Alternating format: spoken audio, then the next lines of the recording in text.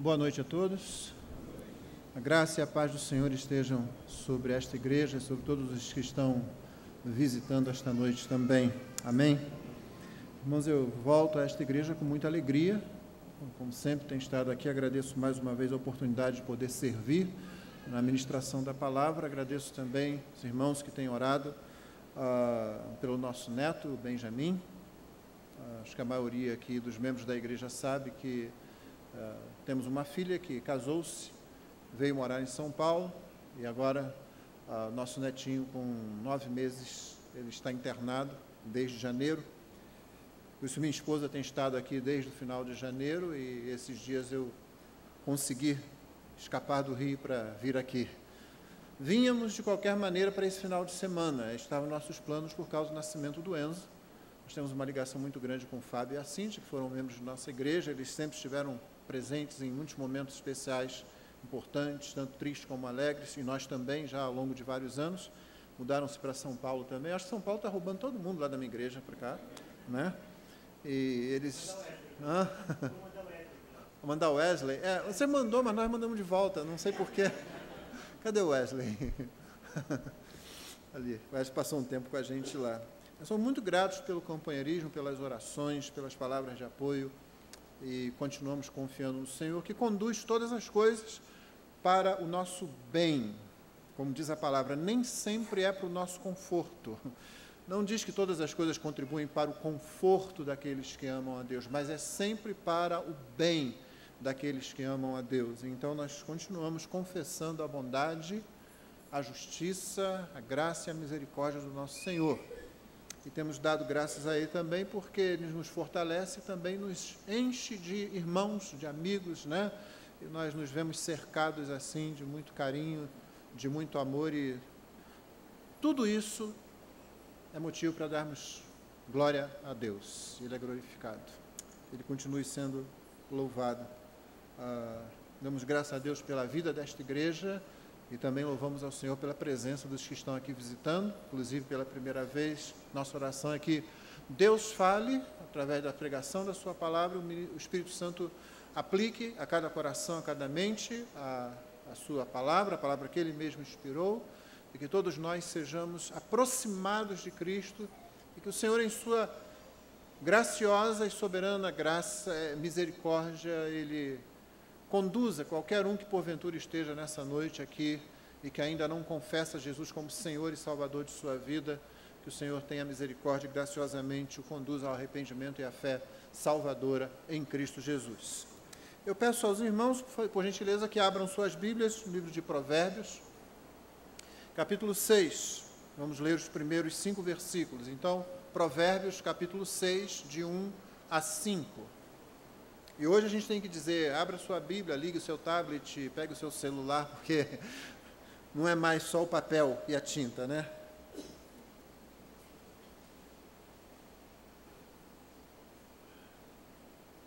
Provérbios capítulo 6, de 1 a 5. Diz assim a palavra de Deus: Filho meu, se ficaste por fiador do teu companheiro, e se te empenhaste ao estranho, estás enredado com o que dizem os teus lábios, estás preso com as palavras da tua boca. Agora, pois, faze isto, filho meu, e livra-te, pois caíste nas mãos do teu companheiro. Vai, prostra-te e importuna o teu companheiro, não deis sono aos teus olhos, nem repouso às tuas pálpebras. Livra-te como a gazela da mão do caçador e como a ave da mão do passarinheiro. Deus abençoe a leitura de sua palavra. Amém? O texto de Provérbios prossegue no versículo 6, com um verso bem conhecido, dizendo: vai ter com a formiga, ó preguiçoso, considera os seus caminhos e ser sábio. E aí vem toda uma advertência contra a preguiça. É interessante que essa sequência esteja logo depois de um texto que fala sobre cuidado se você vai ficar como fiador de alguém. A Bíblia sempre nos impulsiona ao trabalho, como origem de qualquer tipo de bem, de riqueza, de renda, né? E nos alerta contra a preguiça. O sábado não foi dado ao povo judeu para que o povo não fizesse absolutamente nada. O sábado foi dado para que eles percebessem que a vida deles só teria sentido se aquele que é o doador da vida, que é o doador do trabalho, que é o doador da capacidade de produzir, que é o doador da alegria e do prazer que advém do trabalho, sim, o trabalho gera alegria e prazer, embora a filosofia brasileira pareça dizer sempre o contrário disso. Então, o sábado foi dado para que se parasse um momento e se aproveitasse, inclusive, as razões por que se trabalha. Eu trabalho numa empresa do governo, numa estatal, e já vi ali a morte de alguns diretores, de alguns superintendentes, cujo testemunho que se dava era o seguinte, e a gente via isso, chegava lá, assim, 8 horas da manhã, o expediente começa às 10 e é de 10 às 18, chegava lá às 8 horas da manhã e ia para casa às 22 horas só. E, de repente, você não conhece mais o seu cônjuge, não conhece mais o seu filho, não conhece mais o seu neto, não conhece mais as pessoas que vivem dentro da sua casa, muito menos os vizinhos. E, de repente, você não conhece mais a si mesmo, porque sempre que a gente se afasta dos outros, a gente perde referencial. E, na verdade, tenha isso sempre em mente. Quando você se afasta dos outros, quando existe esse afastamento horizontal, é porque ocorreu necessariamente um afastamento vertical. Você nunca se afasta dos outros antes de se afastar de Deus. Você primeiro se afasta de Deus, então você se afasta dos outros. Basta você dar uma olhada em todos os profetas, como é que a mensagem deles, geralmente, as mensagens de ameaça, de cativeiro sobre o povo de Deus, elas vão sempre em 2 linhas. Vocês se afastaram da lei de Deus e esqueceram de Deus. Segundo, por causa disso, vocês se afastaram do próximo e começaram a oprimir o próximo. Então, é sempre assim que acontece, né?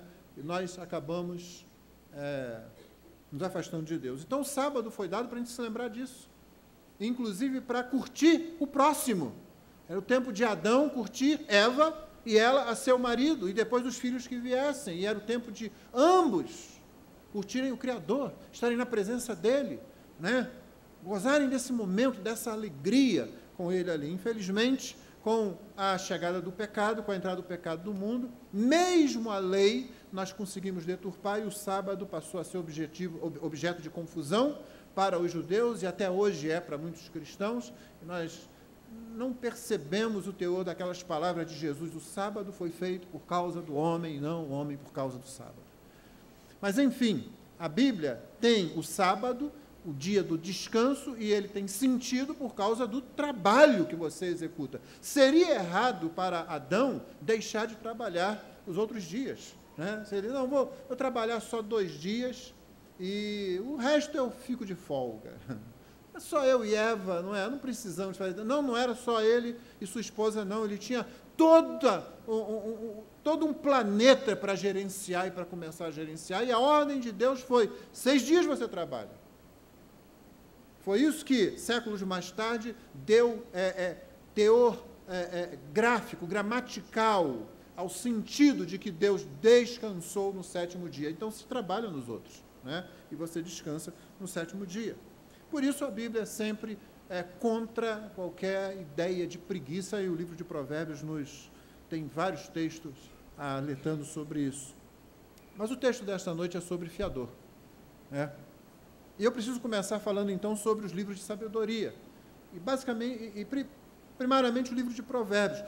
Muita gente não gosta do livro de Provérbios. Nós gostamos, talvez, de alguns textos de Provérbios, porque Provérbios fala sobre sabedoria.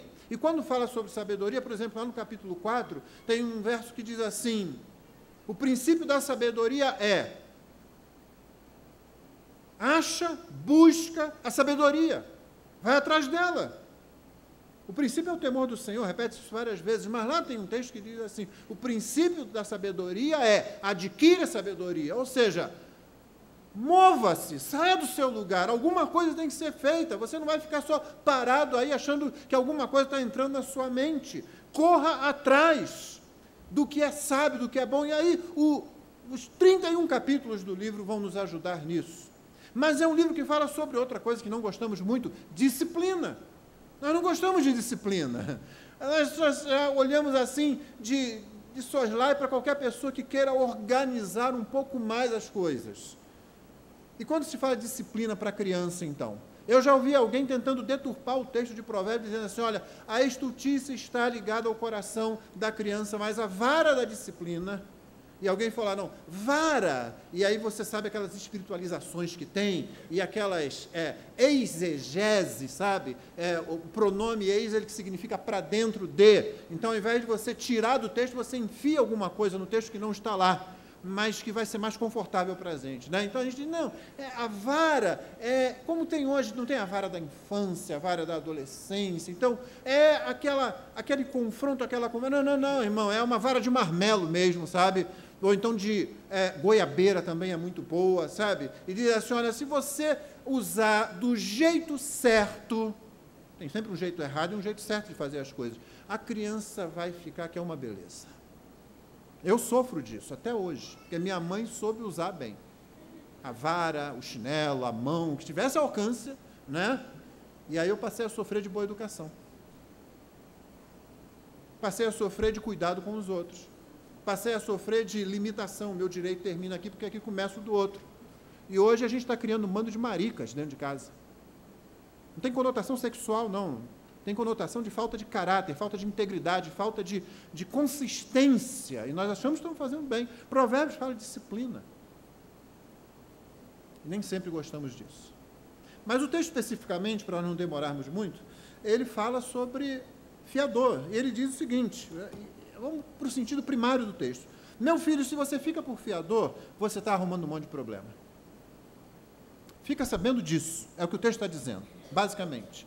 Você se prendeu com as suas palavras e agora já era. Ou, pelo menos, está muito próximo disso. Faça o seguinte, vai lá, se humilha, prostre-se diante do seu companheiro, ou do estranho, porque o verso 1 diz, tanto o companheiro, a pessoa conhecida, como do estranho, do outro. Vai lá, insiste para liberar você disso. Passa a vergonha que você tiver que passar, pague o mico que você tiver que pagar. Você não pode deixar de cumprir a sua palavra e não deve persistir naquilo, porque você vai arranjar um monte de problema para você. Então, a única coisa que resta fazer, o fiozinho de esperança que tem, é você chegar a ele e dizer, olha, eu não estava pensando direito, olha, vou arrumar um monte de problema com a minha mulher se eu continuar nisso, ela já está reclamando, as mulheres geralmente são mais sábias que os homens para esse negócio, né? Para ver aquele, né? Não pode deixar, e aí faço. Você não falou nada comigo, amor. Querido, você não disse nada comigo. Não, querido, você não vai, não. Como? Né? E aí você importuna, até se livrar, porque a figura que se usa é de uma caça, uma caçada. O caçador está lá atrás da gazela, armado, né? No caso aqui seria de arco e flecha, talvez, pondo armadilhas aqui e ali. Hoje seria talvez com um rifle. A outra figura é de uma ave, no laço do passarinheiro, na armadilha ali, ela está lá e tal. Eu fazia isso quando era criança, a gente montava uma arapuca, só pelo prazer de pegar o bichinho e depois soltar o bichinho. Mas era tão legal, né? Quando caía, peguei, fui mais esperto do que ele, olha só. E aí pronto, é essa figura que usa, essa figura dupla. Você está num alvo, você está indo para uma armadilha, livre-se disso o quanto antes. Esse é o sentido do texto. Interessantemente, o texto não proíbe você de fazer isso. Ele está dizendo que se você ficar, você está entrando por um caminho tremendamente perigoso. Então, preste muita atenção. E eu, irmãos, não sabe, tem uma filha que mora aqui. Quando ela quis alugar um apartamento, precisava de um fiador, entre aquelas muitas situações que são propostas, né? E eu disse, claro, filha, claro, eu sei exatamente o buraco em que eu estou me metendo, né? Mas pela minha filha, eu faço sim. E o meu genro é um cara legal. Para começar, ele se chama Maurício. Então, você já viu por aí, acho que é um sujeito legal, né? Mas nós ficamos muito amigos antes mesmo dele casar-se com a minha filha. Então, temos uma amizade já de muito tempo. Claro, sim, faria sim. E se acontecer alguma coisa, eu sei que pode acontecer alguma coisa, e eu assumo esse risco. É minha filha.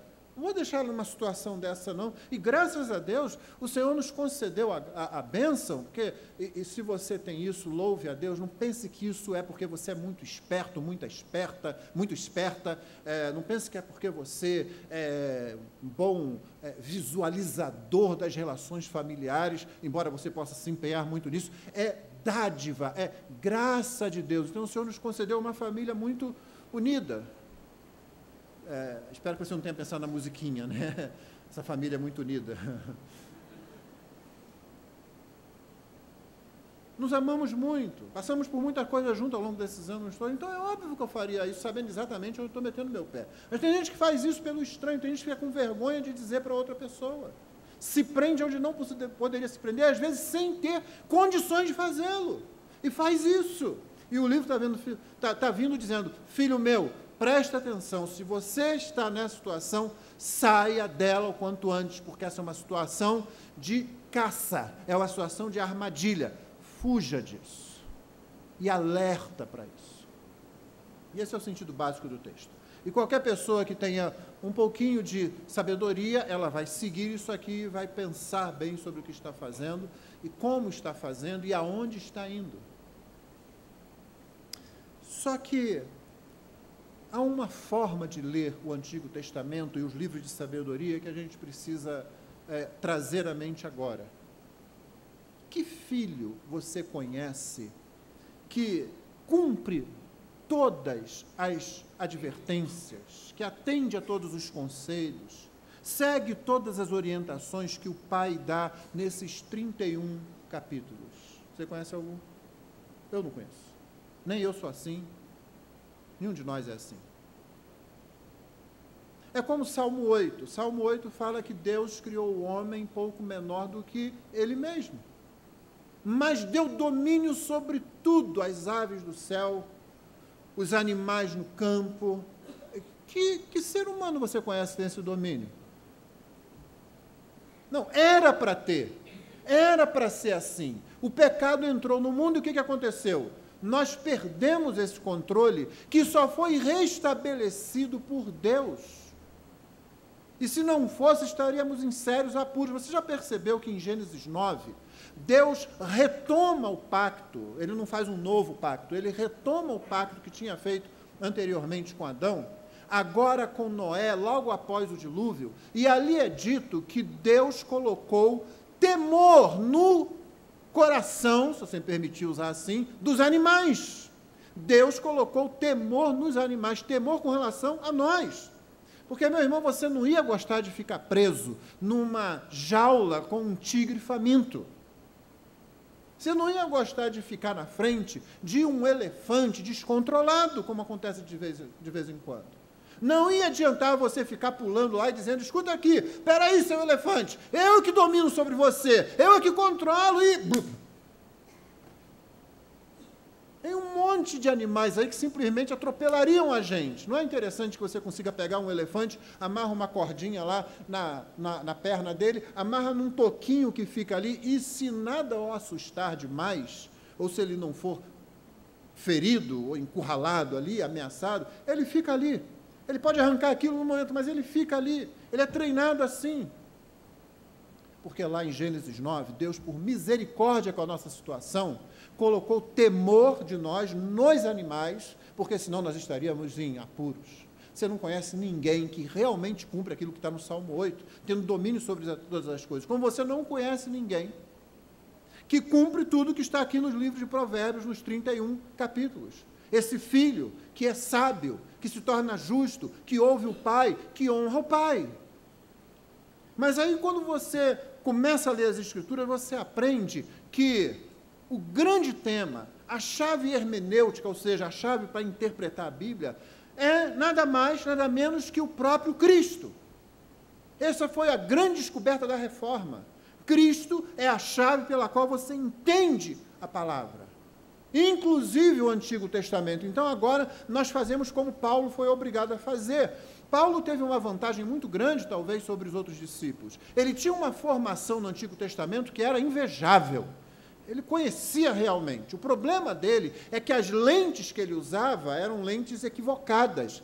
Estava errado no modo como ele olhava. Então, um dia, lá no caminho para a cidade de Damasco, ele é interceptado pelo próprio Senhor Jesus. E ali, tudo tem que ser mudado. Depois daquele encontro, ele não pegou o Antigo Testamento e jogou fora. Ele não ignorou todo o treinamento que ele tinha.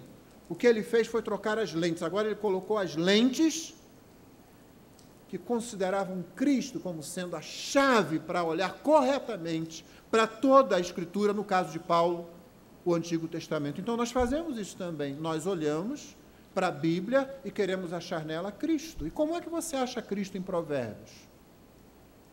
Eu e você não somos o filho que ouve o pai do jeito que tinha que ser. Não somos o filho que atende ao pai perfeitamente, mas Cristo é esse filho. Ele é aquele que faz isso exatamente como ele também é aquele homem lá do Salmo 8, que tem domínio sobre tudo. Ele tem, não tem? Ele diz assim, olha, joga a rede para cá que vocês vão pegar peixe. E os peixes, o que você acha que eles fizeram? Foram todos para ali ficar exatamente embaixo da rede. Ele diz assim, vento, quieto, e o vento para. Mar, calma, e o mar fica calmo. Ele diz, Pedro, vai ali, pesca um peixe, dentro da boca do peixe você vai achar 2 moedas, paga o meu imposto e eu vou quebrar teu galho e vou pagar o teu também. Aí Pedro vai lá, ele não sabe exatamente se joga aqui ou 5 metros adiante, chega lá no mar e joga, e o peixinho que engoliu aquelas moedas, que pegou aquelas moedas, sabe-se lá onde, quem foi que jogou aquelas moedas lá? O cenário é todo preparado porque ele é dono de tudo. O peixinho vai, morde o anzol, ou cai na armadilha, ou é pego na rede, e as moedas estão lá, e Pedro paga o imposto do templo. Ele tem domínio sobre tudo. Ele é o homem do Salmo 8. Ele é o filho de Provérbios. E se você quiser dar uma olhadinha, só rapidamente, eu vou citar só poucas coisas para que a gente não perca muito tempo, mas Provérbios 10:1, por exemplo, diz assim, o filho sábio alegra seu pai. Eu já dei muitas alegrias à minha mãe, quero crer que você também tenha dado, mas a gente sabe que não é o tempo todo, não é?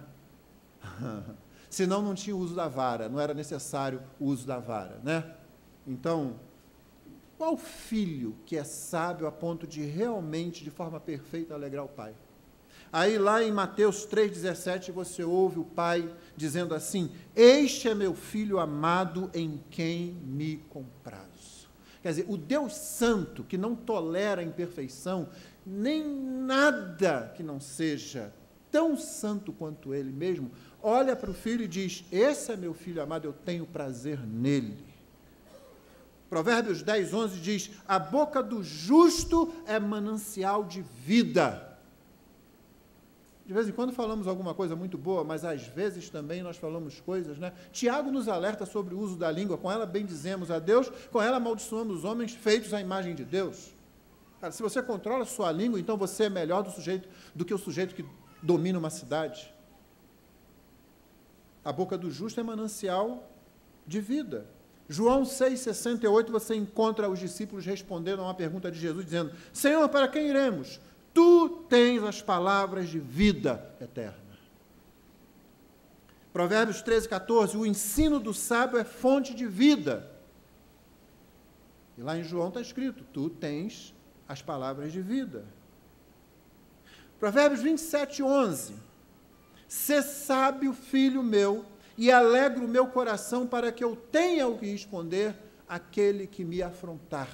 Isso é o pai falando para o filho lá em Provérbios. Não é? Quantas vezes nós temos que ficar dando explicações por causa do filho da gente? E quantas vezes você fez seu pai ou sua mãe ter que explicar alguma coisa? A senhora podia vir aqui na escola, precisamos conversar sobre seu filho. E ter que explicar algum negócio, né? No caso da minha mãe, ela dizia assim, espera só até chegar em casa. E aí pronto, você pensava. Aqui é o pai dizendo, você sabe, filho meu, alegra o meu coração, para que eu saiba responder, uma versão dizia, para que eu tenha o que responder àquele que me desprezar. E aí, lá em Romanos 3, 25 e 26, nós encontramos o seguinte, e aí eu vou ler os 2 versos, Romanos 3, 25 e 26, porque se há uma coisa que muita gente confronta a Deus, afronta a Deus, e alguns desprezam quando você fala do seu Deus, é como ele pode perdoar. Como ele pode simplesmente perdoar assim? Como ele pode perdoar o assassino, o estuprador, o assassino de crianças? O político corrupto que, por causa da sua política voltada só para si, mata um monte de gente? O empresário que passa por cima de quem for necessário e não tem atos de misericórdia. O vizinho que simplesmente não ajuda, não facilita a vida do outro. Como Deus pode simplesmente perdoar assim? O sujeito está lá na cadeia, vai um pastor, prega, agora eu sou crente, vira crente, pronto, agora que está na cadeia. E ninguém entende isso. É óbvio que pode ter dentro da igreja, na cadeia ou fora dela, um monte de gente dizendo que crê em Cristo, que é crente, não é nada. Mas é verdade também, nós somos testemunhas disso, que dentro da igreja, dentro da cadeia, em muitos lugares, há realmente gente que cometeu erros escabrosos, horríveis, horrendos, e foi alcançado pela graça de Deus, e foi perdoado, e recebeu nova vida, e vai sim viver a eternidade com Deus para sempre. Como? E as pessoas ficam dizendo, isso não pode ser, eu não aceito isso. Em Romanos 3, 25 diz, Jesus Cristo, a quem Deus propôs, no seu sangue, o sangue de Jesus, como propiciação é aquele sacrifício que torna Deus propício, favorável ao pecador. Mediante a fé, a gente tem acesso a isso pela fé, para manifestar a sua justiça, a justiça dele. Ou seja, Cristo, pelo sangue, ou seja, pela sua morte, torna Deus favorável, de modo que Deus pode manifestar a justiça dele. Por ter Deus, na sua tolerância, deixado impunes os pecados anteriormente cometidos. Anteriormente, qual é o referencial aqui? Cristo, a cruz, a morte de Cristo. Então, até que chegue lá, Deus está como assim, dando um tempo, não, eu estou aguardando até chegar àquele ponto.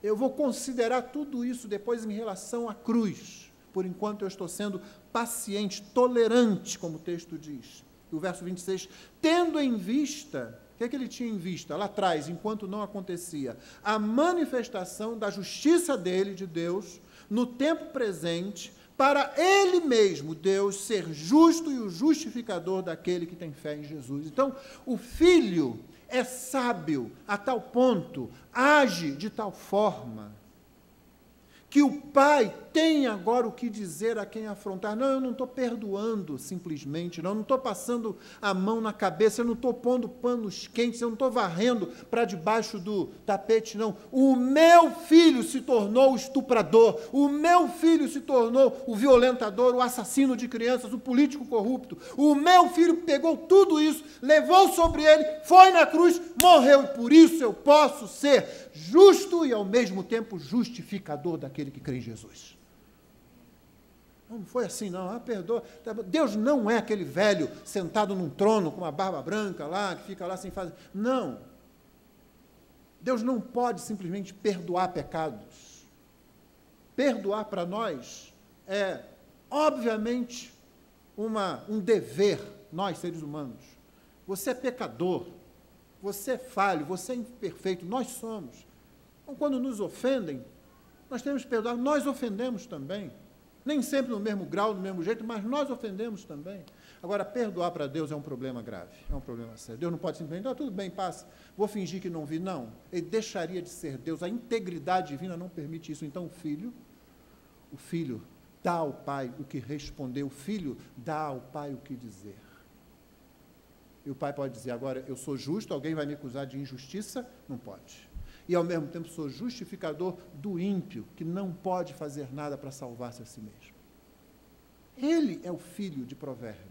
Toda vez que você lê Provérbios agora, que você, filho meu, o conselho é para mim e é para você. Espera-se que nós sejamos filhos atentos aos conselhos dos nossos pais, principalmente o nosso Pai Celestial. Mas, por excelência, o Filho é o Senhor Jesus Cristo. Ele cumpre tudo isso. Acho que esses poucos exemplos são suficientes para você perceber como a gente lê o Antigo Testamento, e aqui no caso o livro de Provérbios, para encontrar Cristo aqui. E você vai encontrar Cristo sendo, então, o filho sábio, o filho justo, você vai encontrar o filho que segue a advertência, o filho que segue o conselho, o filho que agrada ao pai em tudo, ou seja, quando o pai fala, ele faz exatamente aquilo que o pai mandou fazer. Menos no capítulo 6, versos de 1 a 5. Aqui ele não fez isso. Aqui você não vai ver Cristo fazendo isso. Aqui você vai ver Cristo ignorando o conselho, a advertência do Pai. aqui ele disse, eu vou ficar por fiador do estranho, para que o estranho se torne meu irmão. Eu serei o primogênito e os estranhos se tornarão meus irmãos e teus filhos. Então, eu não posso seguir aqui esse conselho. Cristo segue tudo, faz tudo, mas aqui ele não faz. Por minha causa, por sua causa, ele faz exatamente o oposto. Ele se torna o fiador. Então, Cristo, ele não ouve o conselho. Segunda coisa, Cristo, ele não se livra, não se salva. O texto diz, se você ficou por fiador, filho meu, corre lá, se humilha, perturba, até você ficar livre disso. Não, ele não faz isso. Ele não se salva, ele não se livra, ele nos salva, ele nos livra. Ele faz aqui, mas não para si, ele faz para nós. Terceiro, ele não se humilha. Ou melhor, ele se humilha, mas não por si, nem para si mesmo. Ele não vai lá e se prostra e se humilha dizendo, olha, deixa eu de fora dessa, eu não vou mais não, estou fora completamente. O mais perto que ele chegou disso foi no Getsêmani, quando ele disse, Pai, se possível for, passa de mim esse cálice, mas já vamos combinar desde agora o seguinte, seja feito como tu queres e não como eu quero. É o mais próximo que ele chegou disso. No mais, ele se humilhou, sim, mas por causa de nós, para nos salvar, como está lá em Filipenses 2, verso 5 em diante, que deixa a sua glória, e lá é dito, tende em vós o mesmo sentimento, a mesma atitude que também houve em Cristo Jesus, o qual, subsistindo em forma de Deus, despiu-se, esvaziou-se das suas prerrogativas divinas, tomou sobre si natureza humana, corpo e espírito, e achado na condição humana, fez-se servo, se humilhou, fez-se servo, e foi até a morte, e morte de cruz. Então ele se humilhou, ele fez o que o texto diz, mas na direção errada, não para se livrar, mas para nos livrar, para nos salvar. E por último, Cristo intercede sim, o texto diz, vai, prostra-te, importuna o teu companheiro, fica lá, fala com ele. Ele faz isso, mas novamente não por si, ele faz por nós. Ele está à direita do Pai e ainda continua fazendo isso por nós, intercedendo por nós. Então o que você vê aqui é o Filho perfeito, o Filho sábio, o Filho justo, o Filho que faz tudo que agrada ao Pai perfeitamente. Eu e você nunca chegaremos perto disso. E ele faz tudo isso, menos nesse ponto, ele fica como fiador, nosso fiador. Ele diz, eu vou pagar a dívida deles. E ele sabia que nós não tínhamos condição, não teríamos condição de pagar essa dívida. Esse é o fiador que nós precisamos. Você notou que eu comecei dizendo, o texto não proíbe isso. Cristo nunca quebrou uma lei. O texto adverte, o texto diz, olha, se você for nessa direção, melhor você sair, sai disso, é melhor. Vai lá e se livra disso. Você vai ficar com um alvo nas costas, você vai ficar direto no caminho da armadilha, na linha de fogo da flecha do caçador, direto indo para a rede do passarinheiro. E Cristo disse, é exatamente para lá que eu vou, porque senão eles não têm como pagar essa dívida.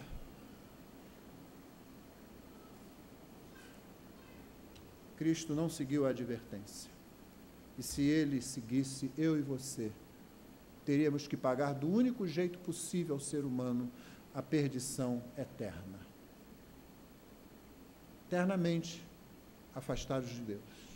Ele se tornou o fiador do estranho que ele sabia que não ia pagar a conta, e ele pagou para que nós pudéssemos ter crédito. Crédito dele, lançado na nossa conta.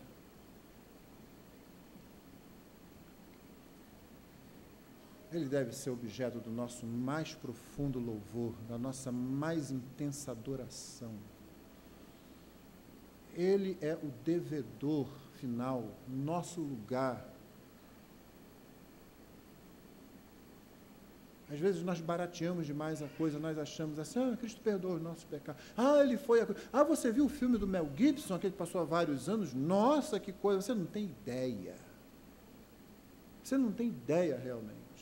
Você lê a história dos mártires cristãos, tanto do passado como do presente, ao longo da história, é muito interessante que muitos mártires, um número assustadoramente grande de mártires cristãos, no momento da execução, e às vezes uma execução que demora, né, vai ser queimado vivo, vai ser afogado lentamente, enquanto a maré vai subindo, etc. e tal, um dizendo para o outro, firme aí, irmão, vamos lá, quando a gente fechar o olho aqui, Cristo está nos esperando. Dizendo isso o tempo todo. Os relatos são assim, muitas vezes, como eu disse, num número muito grande. Não é isso que você lê nos evangelhos quando Cristo está no Getsemane. Ele entra em tal agonia, à medida que se aproxima ao momento da cruz, que Lucas chega a dizer que o seu suor parecia gotas de sangue. Parece que ficou mais condensado, mais denso. O desespero era tremendo. O texto bíblico diz que ele entrou em grande agonia e chegou a pedir, se possível for, passa de mim isso. Evita, se der, Senhor, para evitar, mas seja feita a tua vontade, não a minha. Nós não temos ideia, nenhum mártir cristão tem ideia. Nós oramos lá, como os irmãos fazem aqui, como eu vi fazer há pouco, oramos sempre nos nossos cultos pelos cristãos que passam perseguição. E que perseguições? Que perseguições? Irmão, não deixe de orar por causa disso. Você tem filho? Gosta do teu filho? Eu espero que sim, né? Pois é, nossos irmãos têm filhos, são separados das suas crianças. Às vezes crianças são mortas na frente do pai, homens veem suas mulheres sendo violentadas só porque elas creem nas mesmas coisas que as irmãs que estão presentes aqui essa noite creem.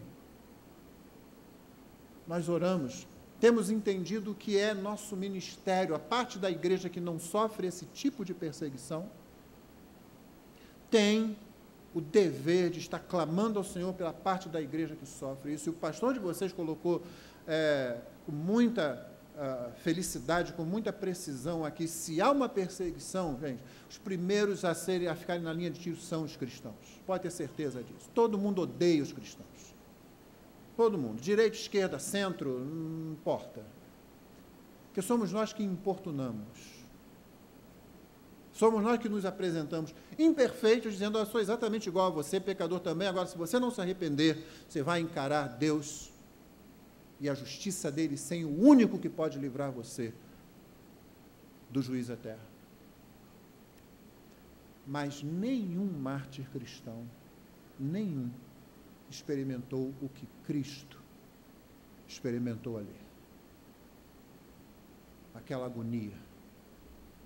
Nenhum de nós sabe isso. Cristo deve ser alvo do nosso mais profundo louvor, adoração.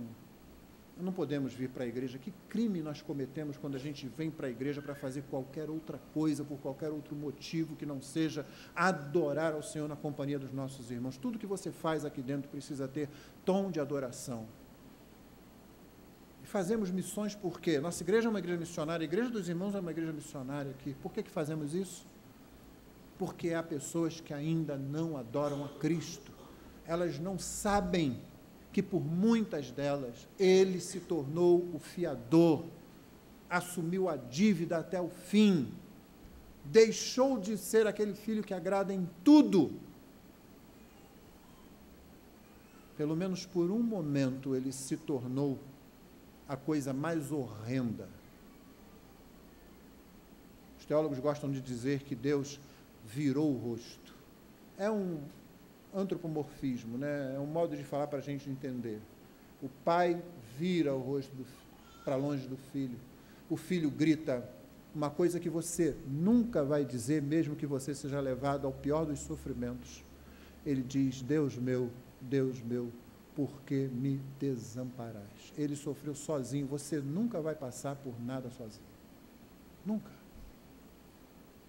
Então ele deve ser alvo, objeto do nosso louvor, tema das nossas conversas, razão de por que nós falamos dele para os outros.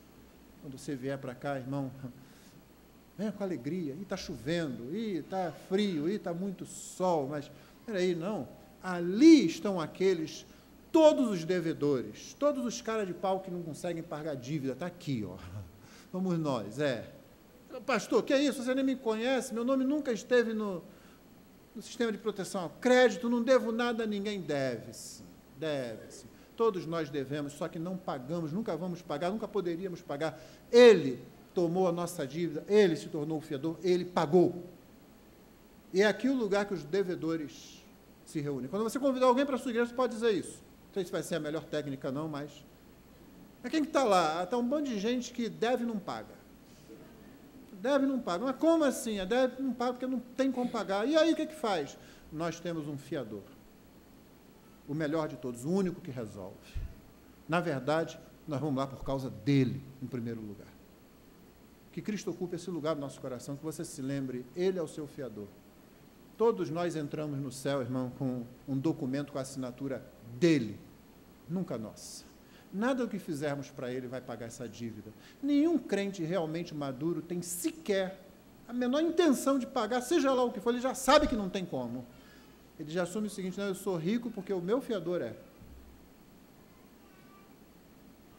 Eu só posso responder em amor.